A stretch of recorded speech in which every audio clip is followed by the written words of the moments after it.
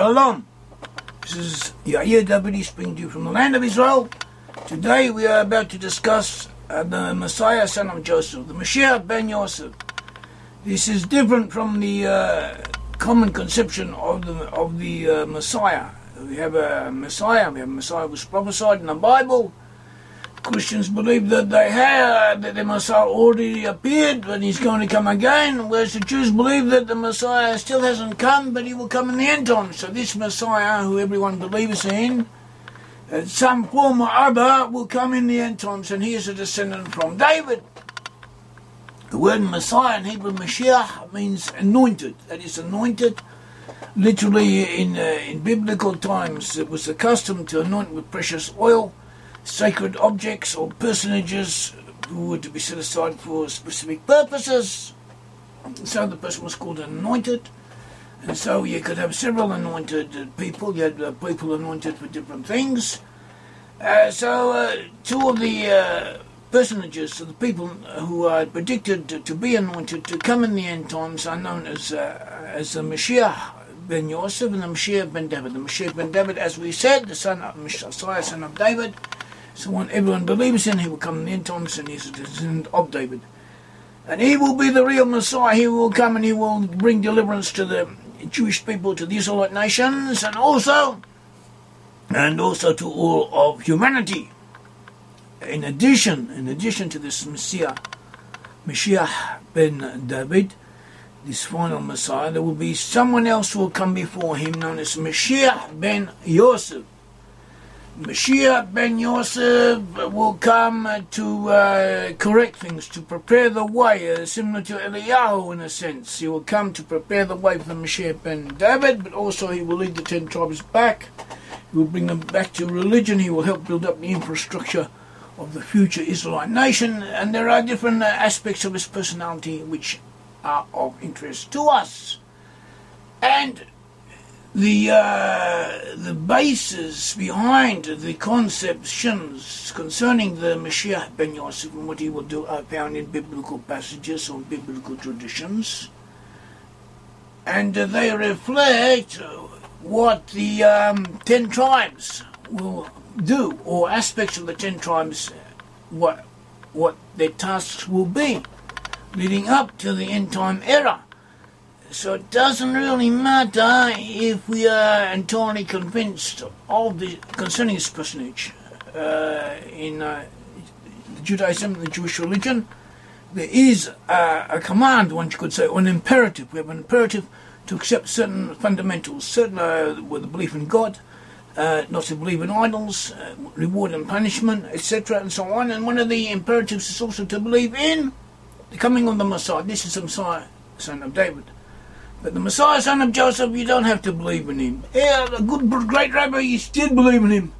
In the sources, he is spoken of. He's spoken of in the Zohar, he's spoken of in the Talmud. Big rabbi spoke of him, some of them wrote concerning him at great length. Also, things about him are indicated in the Bible, at least at some level. But you don't have to accept them. Take it or leave it.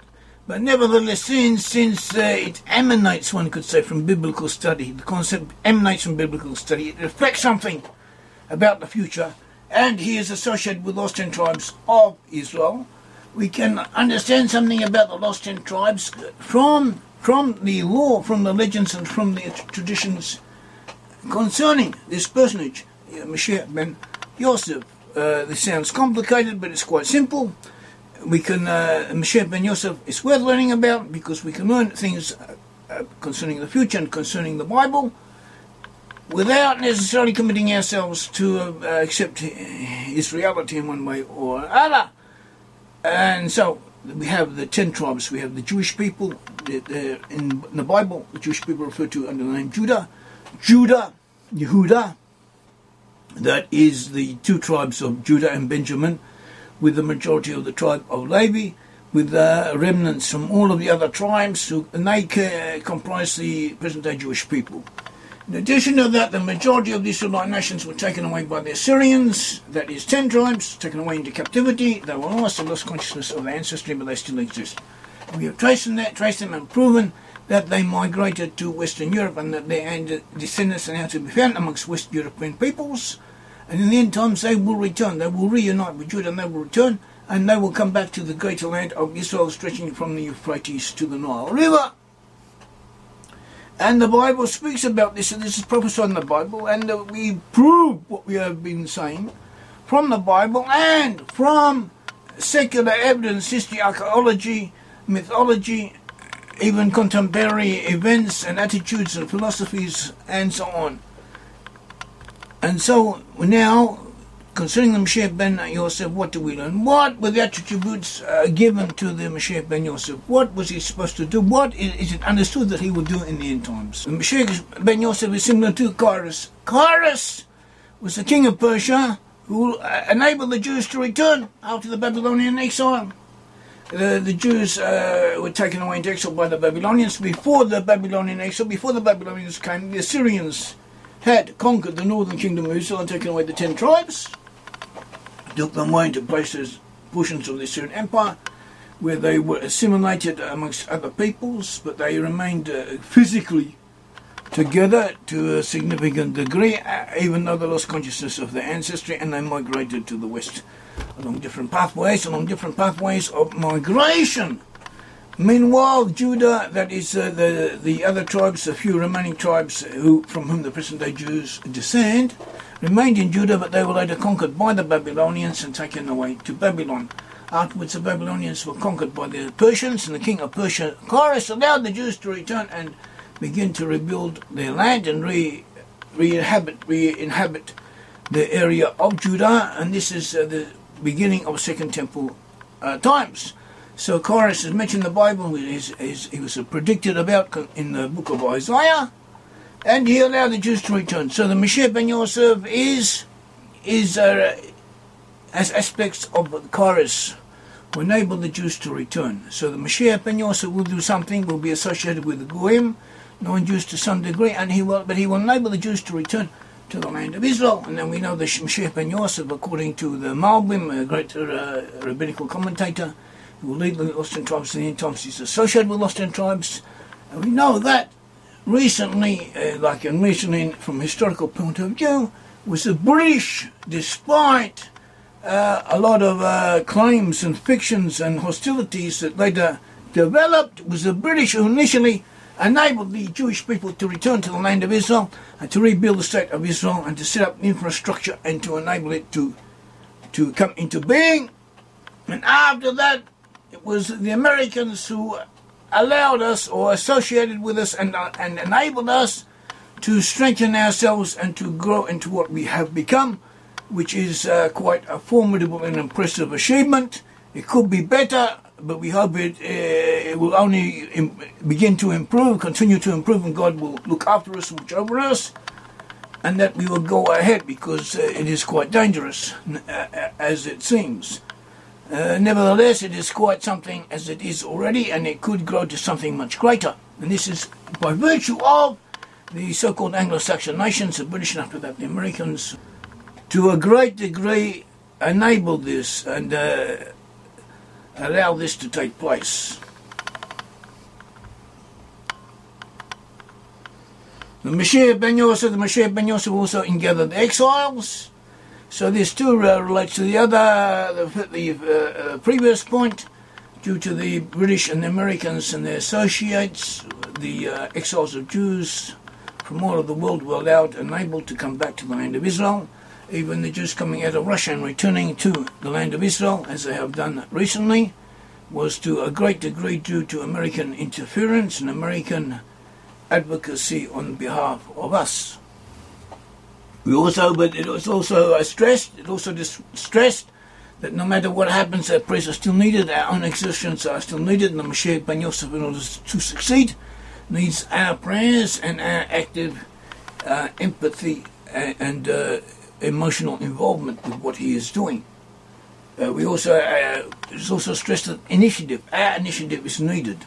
This is pointed out in the book Kol HaTor, literally voice of the turtle dove. In the late 1700s, early 1800s, was written by a disciple of Rabbi Eliyahu of Vilna, And it has a list of different attributes which he collated from various sources concerning the Moshiach ben Yosef and what he will do in the end times. So one of the things he mentions that it also relies upon our initiative. It has to come. We don't have to entirely rely on heaven. We have to rely on heaven, but also do as much as we can, as well as we can. He points to the Ezekiel 37, verse 19 onwards, when he talks about taking the two sticks, the stick of Joseph and the stick of Judah, and putting them together. And the prophet is told to take the two sticks and put them together, and then they shall be one in my hand, that is one in the hand of God. That initially the prophet that representing the Israelite nation has to do the putting together, has to do the actions, and God strengthens it and comes after and puts His Spirit into it. So this too is teaching us what has to be done and what our attitude should be in this situation. The Moshiach ben Yosef will come from the north, from an area to the north of the land of Israel, as also Jeremiah. And the other prophets also indicated lost and tribes would come from that region. On the whole, the majority of them. Also, Moshiach ben Yosef will defeat Edom. He was a twin brother of Israel. He's the arch enemy of Israel. A good portion of the Edomites settled in Germany and in Europe, and in areas that were traditionally hostile to the Jewish people. The Moshiach ben Yosef will go to war against them. We have written books on this subject, and it is worth going into and studying. One of the offshoots of Edom was Amalek. Amalek is the arch enemy of Israel. So too the Moshiach ben Yosef will war against Amalek and the Amalekites. Historically, we had the Second World War and the Holocaust, when 6 million Jews were murdered, men, women and children, and the attempt was made to destroy, to exterminate the Jewish people. And it was the Anglo-Saxon nations, the British and the Americans, as well as others, who defeated Germany and helped the Jews survive, in a sense. This may not have been what they were going to war for, but it was, even so, it was one of their motives. So a motivating factor in the British defying Hitler and fighting against them was because they did not like the way the Germans had been treating the Jews. This is true. It cannot be denied. We can say that maybe they didn't do enough, maybe they should have done more, maybe they knew, didn't know. Doesn't really matter, or it doesn't matter, but the most important point is that they fought against the Germans, they defeated the Germany, they saved those Jews who were saved, and one of their reasons for doing it was because they wanted, or at least in their own understanding, they wished to defend the Jews and the right of the Jewish people to exist. Moshiach ben Yosef purifies the lands of Israel by settling in it, by Israelite peoples, especially Jews who keep the laws of God, settling in the land of Israel. The land of Israel is purified, and this is what the Moshiach ben Yosef does. The Moshiach ben Yosef is associated with Yair. It says in the end times that Yair will come before the Messiah. It also says in Malachi 4:5 and 4:6 that I will send you Elisha the prophet before the coming of the great and dreadful day of the Lord, and he shall turn the heart of the fathers to the children, and the heart of the children to their fathers, lest I come and smite the earth with a curse. That is what Malachi predicts in the end times. And this expression, he shall turn the heart of the fathers to the children, the heart of the children to their fathers, to our understanding means that people will awake to their ancestry, to where they came from. They will begin to realize. People in the West will begin to realize that they come from Israelites. They come out of Hebrew stock, and to some degree they are already beginning to do this. They've been doing this for some time, but it is spreading in ways that we are not entirely aware of. We see DNA articles and so on saying that all the people in the West, in Ireland, all the people in Britain and so on came from, or in Scotland, came from Iraq or came from the Middle East billions of thousands, tens of thousands of years ago and so on. So this is rubbish. They don't know what they're talking about. They don't know how to date the facts, the material that they have in their own hands. They are ideologically motivated. They do not realize that these dates are exaggerated, they are exorbitant, they are not correct, but the general direction that they are thinking in, the basic facts that these peoples did originally come from the area of the land of Israel is correct. And through this and other ways, the idea is percolating. People are beginning to wake up and understand. No matter how you express it or explain it, there is a connection of peoples in the West to the land of Israel, to the areas of Israel, and they do have a connection, in a family connection, to the Jewish people, and this is what needs to be strengthened and improved upon. Moshiach ben Yosef causes non-Israelite nations to repent. And this is what is happening to some degree. The Anglo-Saxon nations are a civilizing influence in the world, and they do introduce or bring in concepts of humanity, of humaneness, of kindness, of consideration for others in international affairs, which otherwise would not be there. The Kol Torah seems to indicate that before the redemption can begin, there needs to be 600,000 Israelites in the land of Israel, and may be a coincidence, or there may be some other explanation to it, but we do know that in 1948, when this land of Israel, the land of was then Palestine, became the state of Israel, there were something in excess of 600,000 Jews in the land. Until then, there had not been.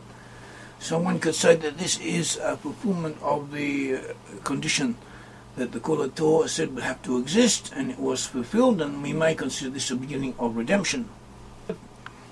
The Moshiach ben Yosef is associated with Joseph and with the horns, or the horn of a unicorn. See Deuteronomy 33. It is horns of the horn of a unicorn with which he strikes the people. The main task of Messiah ben Yosef is a war against Amalek, the enemy of Judah and of the Israelite nations. And the horn is associated with him. The horn was also a symbol of the Scotland. In the Scottish coat of arms there were two horns. This coat of arms was incorporated into the present British coat of arms, which now has a lion and a unicorn. And the British are represented by their coat of arms, which has a lion and a unicorn, and it was prophesied in the prophecy of Balaam that a lion and a unicorn would be associated with the Israelites in the end times. The Israelites are associated with the unicorn in the end times in Numbers chapter 33, where it said, God brings them out of Egypt as the strength of a wild unicorn. A look of people rises like a lion, a great lion, lifts himself up like a lion, shall not lie down until it delivers up prey and drinks the blood of the slain. So here we have Israel in the end times associated with both a lion and a unicorn, and a lion and a unicorn are associated with the Messiah, son of Joseph, and they are also part of the British emblem. Also in the British, in Jewish Midrashim, a unicorn was a symbol of Manasseh, and we have a prophecy concerning Joseph in Deuteronomy 33:17. His glory is like a firstborn bull concerning Joseph, and his horns are like the horns of a unicorn. Together with them he shall push the peoples of the earth. To the ends of the earth they are the 10,000s of Ephraim, and they are the thousands of Manasseh. Moshiach ben Yosef will be assisted by the prince of Dan, from the tribe of Dan. We identify Dan with peoples in the West, in the British Isles, and also in Scandinavia, especially in Denmark, and also in Ireland. And these will assist Moshiach ben Yosef in the end times. It will be of assistance to him, more than the other tribes, one could say. So too, this is prescient, this is indicative of the distinct possibility that the Irish, or people of Irish descent, will be of great help to the Anglos and the Jewish people in the end times, in their times of tribulation, because they do have, or they have developed a closeness to us, a psychological identification with us. At all events, Moshiach ben Yosef emphasizes that we have to do our own. We cannot rely on prophecy, we cannot rely on what may or may not happen. We have to believe, we have to understand, we have to learn, to endeavor to do the best we can. This is also what the book Kol Torah, in the name of the Moshiach ben Yosef, tells us and emphasizes, something that we should take to heart and internalize. Also, our organisation, Brit-Am Hebrew Nations, we say the Lost in Tribes are amongst Western peoples. We study it, we bring new knowledge concerning it, we research it, and we do our best to spread this knowledge out to as many people as possible. And we have some small success in this field. We could do much more, and we are dependent upon the assistance of others as well as our own efforts, and most important of all, help from God Almighty, which may be increased through our prayers and through your prayers. And may we all of us be blessed in everything we do. May the Lord God of Israel bless you greatly. Thank you.